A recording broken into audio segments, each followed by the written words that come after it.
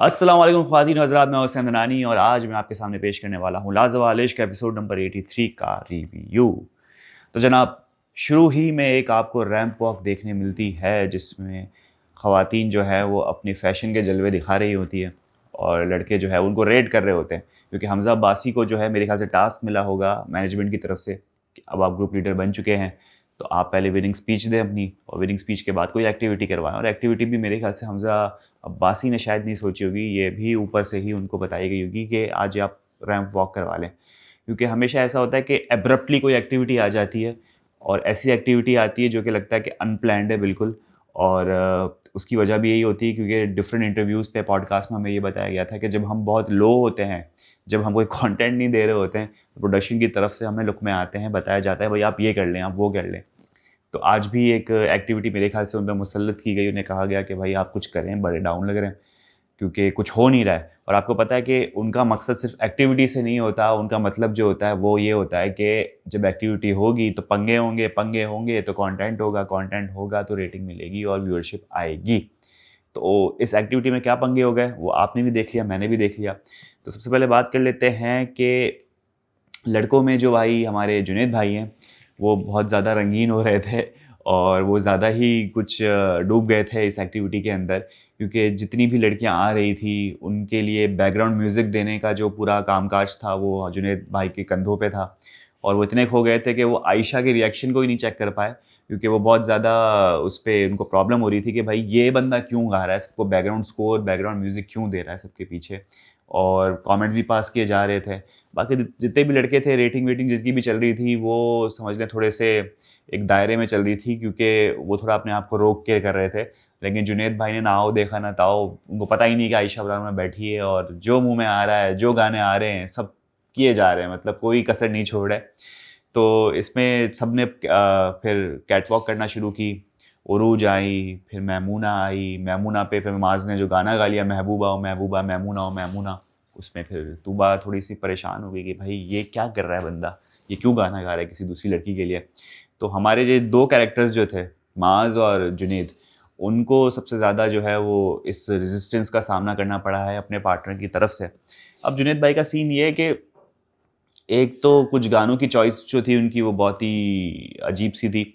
और ईमान की जब एंट्री होती है और ईमान ने जो अपना जैकेट उतार के जो पूरा फैशन शो किया, तो वो कुछ ज़्यादा ही हीटेड हो गया सबके लिए। और जुनैद भाई के मुंह से जो है वो आंखों से और मुंह से, मेरे ख्याल से आंखों से ही ज़्यादातर जो है वो सबने नोटिस किया कि वो जिस तरह से यूँ बैठ गए, जिस तरह से उन्होंने कमेंट पास किए। और उमैर का मुझे समझ में नहीं आया, उमैर ने तो कुछ ज़्यादा ही 18+ कमेंट कर दिए जब ईमान आई थी और पीछे से एक आवाज़ लगी थी। खैर रिपीट करने का फ़ायदा नहीं है, लेकिन ये थोड़े से जो है ना वो लड़के आउट ऑफ कंट्रोल हो गए थे और सारे अंदर के दिल की बातें बाहर आ रही थी।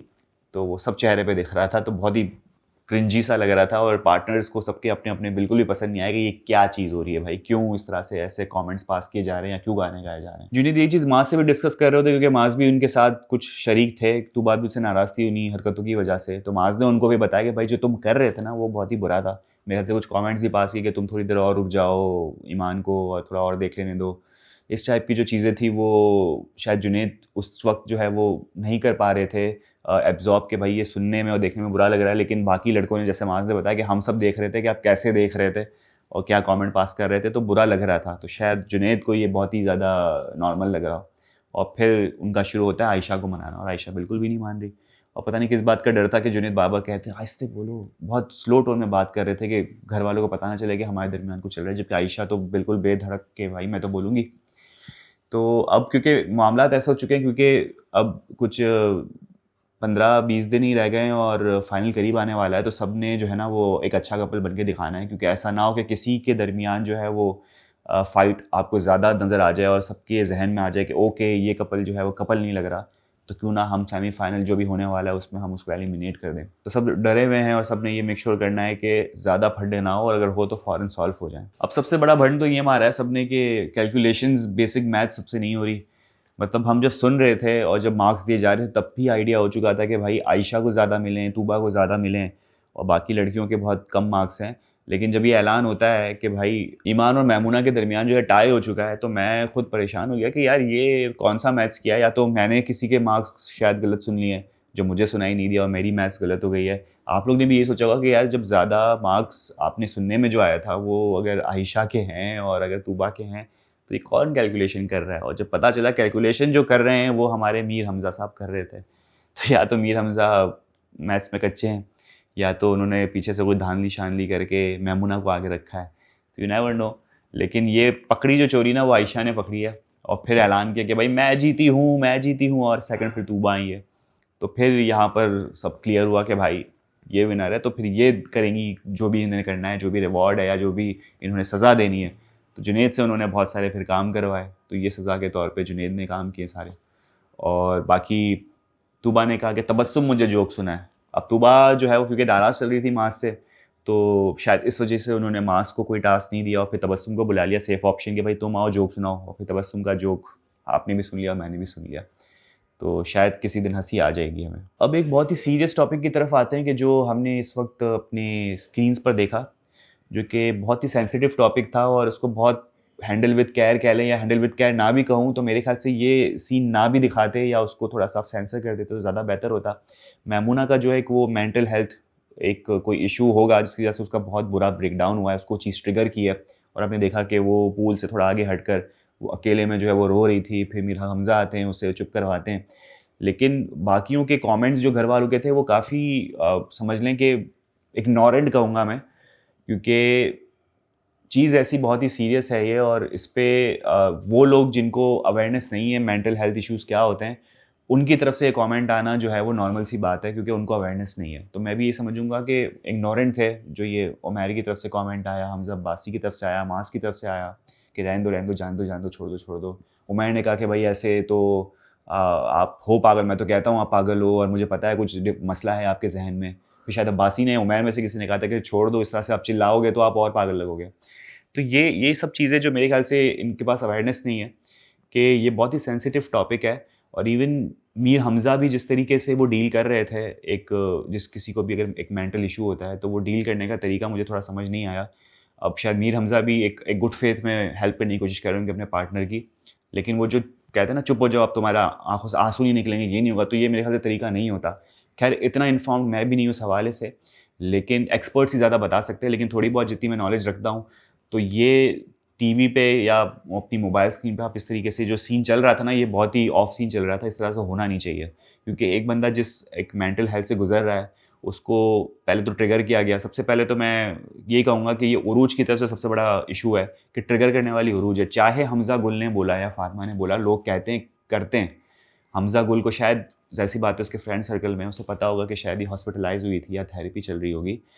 तो ये चीज़ें फिर किसी की हेल्थ इश्यूज़ या ऐसे इश्यूज़ बाहर लाना, तो ये इस बेसिस पे गेम नहीं जीती जाती। और अगर आपने ऐसा किया है तो फिर आप दोनों फातिमा और गुल बाहर हैं, तो बिल्कुल ठीक बात है। अब हमें ये भी नहीं पता कि ऑफ कैमरा बात हुई है। बहुत सारी चीज़ें जो है वो ऑफ कैमरा के नाम पे कही जा रही होती है और शायद उन बंदों से पूछो कि आपने कहा है तो शायद वो कहे नहीं हमने तो नहीं कहा, क्योंकि सबूत नहीं है। तो अब तो मैं हमज़ा गुल और फातिमा को भी कुछ नहीं कह सकता क्योंकि हमने एज एन ऑडियंस अपने कानों से अपनी आंखों से नहीं देखा कि ऐसा हुआ है कि नहीं हुआ है। तो सबसे पहला पॉइंट तो ये कि उरूज ने डायरेक्ट ही कुछ एपिसोड या एक एपिसोड पहले बिठा के मैमुना को कहा क्या तुम पागल हो। अब एक बंदी जो मेंटल हेल्थ से गुजर रही है उसको आपका सवाल ही पहले था क्या तुम पागल हो, तो आपने तो ट्रिगर कर दिया। मतलब वो सारा जो उसके बैक में था, जो सारी थेरेपी थी सारी आपने सत्यानाश कर दिया उसका।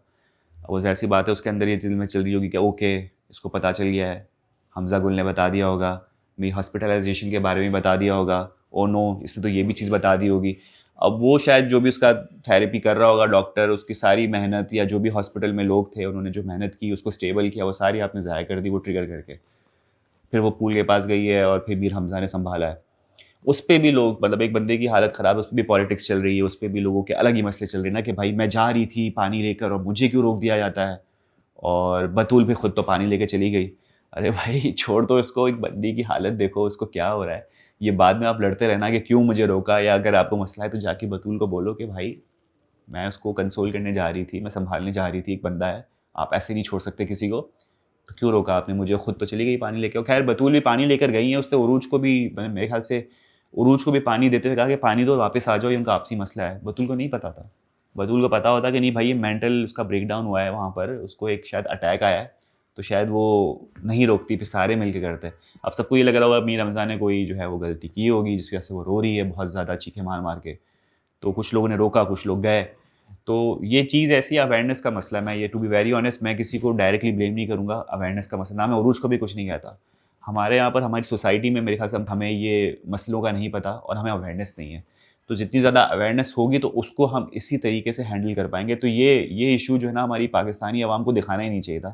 क्योंकि जब तक हम अवेयर नहीं होंगे तो हम तो फिर अजीब-अजीब से कमेंट ही करेंगे कि तो है ही पागल, ये तो है ही इस टाइप की, इसका तो ब्रेकडाउन हो जाता है, ये है ही नफ्सियाती।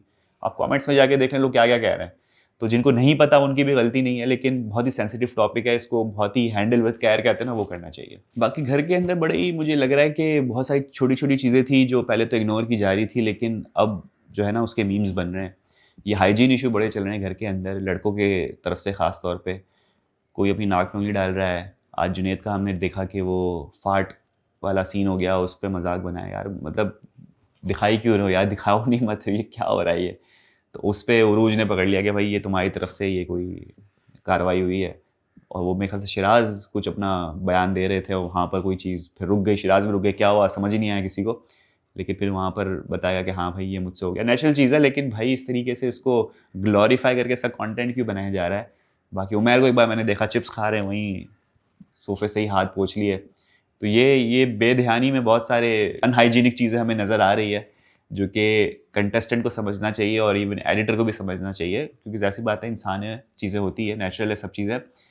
ये आहिस्ता-आहिस्ता अगर आप कोई चीज़ अनहाइजीनिक कर रहे हो तो उसको हाइजीन में लाने के लिए आपको सीखनी पड़ेगी। और जब आप टेलीविज़न पे आ रहे हो या यूट्यूब पे आ रहे हो, फेसबुक पे आ रहे हो, आपने और ज़्यादा ख्याल रखना है। लेकिन अगर गलती से कोई चीज़ें अनइंटेंशनली हो भी जाती है, आपका ध्यान नहीं है, आपने कर लिया, एडिटर का भी फ़र्ज़ बनता है कि भाई इसको हटाएँ, मतलब मीम्स कैसी बन रही है आप बाहर देखें। तो ये लड़कों को समझना होगा ख़ास तौर पे कि भाई हाइजीन का ख्याल रखें और आप हर वक्त जो है वो अटेंटिव रहें कि कैमरा आपको देख रहा है, कोई ऐसी हरकत ना करें।